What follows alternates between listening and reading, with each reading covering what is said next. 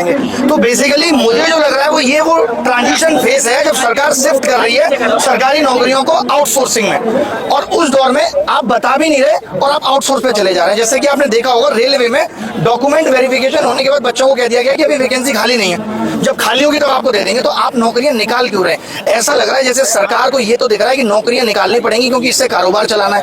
अगर ऐसी बात है कि आप आउटसोर्स करना चाहते हैं, आप चाहते ही नहीं कि सरकारी नौकरी दें, तो आप कैसे कहते हैं हर चुनाव में कि हम आपको 2 करोड़ नौकरियां देंगे? तो वो कौन सी है 2 करोड़ नौकरियां? आप बताइए, प्राइवेट, सरकारी, या फिर आप चाय के ठेला कोई नौकरी में काउंट कर रहे हैं, वो अलग बात है। तो इसी बात से बच्चा परेशान है कि हम सालों साल तैयारी कर रहे हैं। अभी आपने देखा यूपीएसआई का नोटिफिकेशन आया, उसमें कुछ नहीं दिया कब एग्जाम लेंगे, कब से एग्जाम शुरू होगा, क्या सिलेबस है, नहीं, बस उसमें मेंशन है कि 500 रुपए फीस देनी है आपको। यानी ऐसा लग रहा है कि बच्चों को आजकल सिर्फ फॉर्म भराने के लिए, पैसा लूटने के लिए सरकार नौकरियां निकाल रही है। नौकरी देने की मनसा और इंटेंशन कहीं नहीं है। तो ये क्लियर करना पड़ेगा। बात है जो यहाँ पे लोग इकट्ठे हुए हैं, आपने देखा होगा थोड़े दिन पहले कि इंफ्रास्ट्रक्चर बहुत खराब है। जी बिल्कुल। तो जिस इंफ्रास्ट्रक्चर की हम सब लोग यहाँ बात कर रहे हैं, बेचारे बच्चे तो क्या समझ पाएंगे, वो सरकार के हाथ में नहीं है। सरकार ने इंफ्रास्ट्रक्चर पे काम करा ही नहीं। आज मुझे कोई यहाँ बता दे कि जो 1 लाख कंप्यूटर भारत में ऐसे हैं जिनकी कीमत 1.5 लाख है, अब जिन सिस्टम पे एग्जाम हो रहा है वो 10,000 रुपए का सेकंड हैंड कंप्यूटर है, तो आप क्या उम्मीद करते हैं? और लोगों को लग रहा है कि यार टीसीएस आ जाएगी तो शायद चीजें सुधर जाएंगी। ऐसा बिल्कुल भी नहीं है,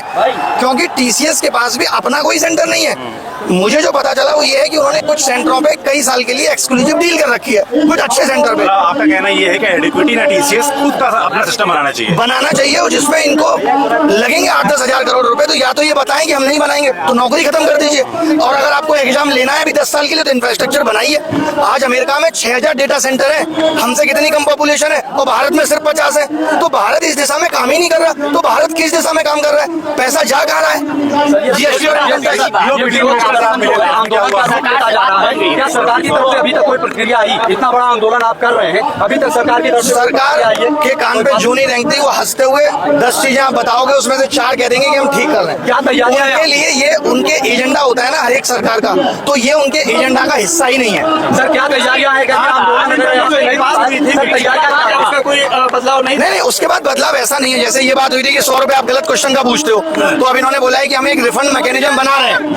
तो अभी हम रिफंड मैकेनिज्म बना रहे हैं, पैसा रिफंड करेंगे। तब तक नहीं बन पा रहा है कुछ दिनों के लिए, तब तक आप 50 रुपए दे दीजिए एक क्वेश्चन। तो चीजें दिख तो रही हैं, लेकिन प्रॉब्लम एक नहीं है, बहुत है। पूरा एग्जाम सिस्टम खराब है। तो पिछली बार सरकार 1 महीने 2 महीने में चीजें सही होंगी, इसलिए हम 1-2 महीने में तो चीजें सवाल ही नहीं उठता सही होंगी। ये तो सरकार को ये बताइए, संसद सत्र चला, उसमें ये मुद्दा जिस घर का जो उठना चाहिए था नहीं उठा, तो संसद से सरकार से क्या कहना चाहेंगे? ये छात्रों की बात संसद में क्यों नहीं उठती? वही छात्रों की बात संसद में नहीं उठती क्योंकि सरकार का कहना है कि ये हमारे लिए छात्र ही नहीं है। हमारे लिए छात्र है जो 10वीं कर रहा है, हमारे लिए छात्र है वो 12वीं कर रहा है, और जो ग्रेजुएशन में किसी यूनिवर्सिटी से पढ़ रहा है हमारे लिए वो छात्र है, हमारे लिए छात्र नहीं है। ये सरकार कहती है कि ये वो लोग हैं जिनको 3-4 साल मेहनत करके 60 साल आराम करना है। तो हम ये कह रहे हैं कि आपने उस यूथ को इस लायक क्यों बनाया कि वो सरकारी नौकरी के पीछे पागल है? ये तो आपकी एजुकेशन पॉलिसी खराब रही कि आप उसे ना कोई स्किल सिखा पाए, ना कोई इनोवेशन सिखा पाए। तो ये सरकार की ही विफलता है। सरकार अचानक से सोचे कि हम सरकारी नौकरी खत्म कर देंगे, जैसे चाइना में क्रेज नहीं है, जापान में क्रेज नहीं है, यूएस में नहीं है, तो सरकार को वैसा बेसिक एजुकेशन सिस्टम भी बनाना पड़ेगा। मैदान में आगाज से अब क्या होने वाला है? अब तो ये तो वक्त बताएगा। बच्चे इतनी उम्मीदें लेके आए हैं कि भाई आप हमारा सिस्टम ठीक करो, तो ये तो वक्त बताएगा कि क्या होगा। कंपनी पे जो भाई भतीजावाद का कुछ आरोप लग रहा है, उस संदर्भ में कुछ साक्ष्य भी आपने यूपीटी को उपलब्ध कराया है? अभी साक्ष्य तो नहीं है सर, कोई ऐसे देखिए, मैं एक बात बता दूं, सरकार कोई बच्चा नहीं है कि वो गलत करेगी और साक्ष्य छोड़ देगी। वो बहुत तमीज से करती है। अब लोग कह रहे हैं एडुकेटिव ब्लैक लिस्टेड है, आप डॉक्यूमेंट देखिए, एडुकेटिव ब्लैक लिस्टेड नहीं है, इनएलिजिबल है, और वो खेल गए इसी पे, टेंडर के लिए एलिजिबल हो गई। अब आज से हो सकता है 17 साल का लड़का वोट डालने के लिए एलिजिबल नहीं है, इनएलिजिबल है, 18 का होगा तो हो जाएगा। क्या माना जाए अभिनव सर, अभी इस आंदोलन को कब तक टिके रहेंगे? जब तक कोई निर्णय या निष्कर्ष नहीं आ जाता तब तक आंदोलन आप ये तो इस देश के सारे आंदोलन देखे हैं, जब तक सरकार चाहेगी तब तक टिके रहेंगे। ये बताइए, देखिए टीचर्स का तो ये आंदोलन ही नहीं है। मैं आपने देखा कि स्टेज पे भी गया, मैंने एलओआई भी अभी तक नहीं की। मैं चाहता हूँ कि ये बच्चों का आंदोलन है। सरकार को टीचर्स, कोचिंग इंडस्ट्री और माफिया नजर आते हैं। सरकार का कहना है कि इनका पर्सनल इंटरेस्ट है, और ये एकदम सही बात है। हमारा कॉन्फ्लिक्ट ऑफ इंटरेस्ट हो सकता है, तो इसलिए ये आंदोलन छात्रों का रहे, छात्र से रिप्रेजेंट करें और छात्रों का ही डेलीगेशन सरकार से मिले। जितेंद्र सिंह की बात किसी से मिले, कोई फोन आया आप लोगों के पास, टीचर्स के पास? उसके बाद भी बच्चे मिले, उन्होंने बुलाया मिलने, उसके बाद भी बच्चे मिले और कह रहे हैं कि ये चीज ठीक कर रहे हैं, ये चीज ठीक कर रहे हैं। बट वही है कि अब ये भी नहीं कह सकते कि हाल ठीक हो जाएगी जो इतनी प्रॉब्लम है, तो वो धीरे धीरे ठीक होगी और उसी के लिए आवाज उठी है कि आगे आने वाला एग्जाम आप सही से करा पाओगे या नहीं, ये बता दो। प्रशासनिक बैठक में क्या प्रतिक्रियाएं आती देखिए, हैं? प्रशासन का कहना है जब गुड़गांव में पानी भर सकता है और नोएडा में पानी भर सकता है तो सेंटर के बाहर पानी क्यों नहीं भर सकता? प्रशासन का तो ये कहना है। फेयर प्लेग्राउंड देना किसकी जिम्मेदारी है? ये सरकार की जिम्मेदारी है। अगर सरकार ये कहती है कि प्राइवेट जॉब करिए, अपना कुछ बनाइए, तो उसके लिए आधार बनाना भी सरकार की जिम्मेदारी है।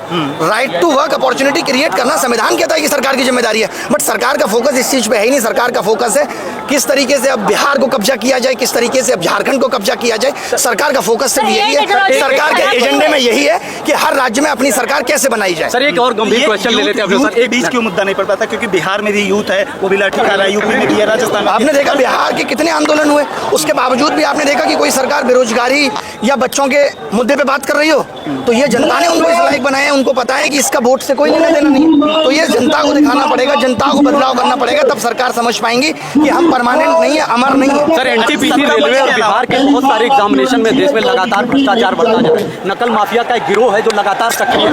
नकल और पेपर लीक की घटनाएं लगातार सामने आ रही है। क्या आपको लगता है कि सरकार में व्यवस्था में बैठा हुआ एक ऐसा तंत्र है जो लगातार इस व्यवस्था को, इस भ्रष्टाचार को जीवित रखने के लिए, उसको पनपाए रखने के लिए काम कर रहा है? देखिए, आपको मैं बताता हूँ, एक कंपनी अगर डूबती है तो उसका सीईओ जिम्मेदार है कि वो अच्छी टीम नहीं बना पाए, वो ऐसे लोगों को टाइमली नहीं निकाल पाया बाहर जो करप्ट हो रहे थे या जो करप्शन कर रहे थे। तो ये मोदी जी की जिम्मेदारी है। अगर देश या यूथ आज यहाँ आके ये आंदोलन कर रहा है तो इसके लिए भी मोदी जी जिम्मेदार हैं कि जो अब तक आवाज जब छोटी छोटी उठी थी और उन्होंने ध्यान नहीं दिया, क्या उनकी जिम्मेदारी नहीं थी? आवाज क्यों उठ रही है, इस आवाज को खत्म किया जाए, जो इनकी समस्या है उनको सुलझाया जाए, लेकिन ध्यान नहीं दिया गया। तो सरकार बहुत रिजिड हो गई है, उसको लगता है कि कुछ नहीं होगा, हम बार बार जीत कर आते रहेंगे और यही बच्चे हमें जिताते रहेंगे। सरकार तो ये कह रही है, आप टीचरों को दिक्कत है बस। सर आरोप ये लग रहे हैं कि जो टीचर्स हैं वो इसके द्वारा फेम लेने की भी कोशिश कर रहे हैं। हाँ, हो सकता है, इसमें कोई दो राय नहीं। आरोप क्या, ये सत्य भी हो सकता है। सर टीचर एक है या इस मंच पे सिर्फ इसके साथ के 3-5 जैसा? सर सारे टीचर को दिखाने की कोशिश की गई है कि देश के हर कोने से टीचर्स आए, यहाँ पर आए नहीं आए। देखिए, वो ये आरोप प्रत्यारोप लगते रहेंगे। युवाओं का सरकारें काट रही हैं, कोचिंगें काट रही हैं, उसका कटता रहेगा। नौकरी न लगने की उम्मीद में महिला भी काट के चला जा रही है, तो उसका तो कटना तय है। सर, अब वो युवा को सोचना है कि वो किस पे भरोसा करे और किस पे नहीं। सर मंच पर, मंच के इर्द गिर्द उपलब्ध सारे टीचर जो देश के कोने कोने से यहाँ एकजुट हुए हैं छात्रों के हित के लिए, उनके भविष्य को ध्यान में रखकर, क्या वो सब एक ही है या ढाक के 3-5 ये ऊपरी आडंबर भी हो सकता है? देखिए, वैसे भी एक क्या होता है, मैं आपको आज से अगर आप 15 साल पहले की बात करें तो मलाइका और अरबाज भी एक थे, आज नहीं है। तो अब अगर ये बच्चों का मुद्दा है तो अभी एक है, हो सकता है कल नहीं थे और हो सकता है कल ना हो। तो ये आपने जो सब्जेक्टिव सवाल पूछा है, इसका आंसर देना बड़ा मुश्किल है कि सब एक हैं और एक रहेंगे। अभी एक हैं क्योंकि बच्चों को रिप्रेजेंट करना है, कोई 100 बच्चों को रिप्रेजेंट कर रहा है, कोई 1000 को कर रहा है, कोई 2000 को कर रहा है, समझ रहे हैं ये बात।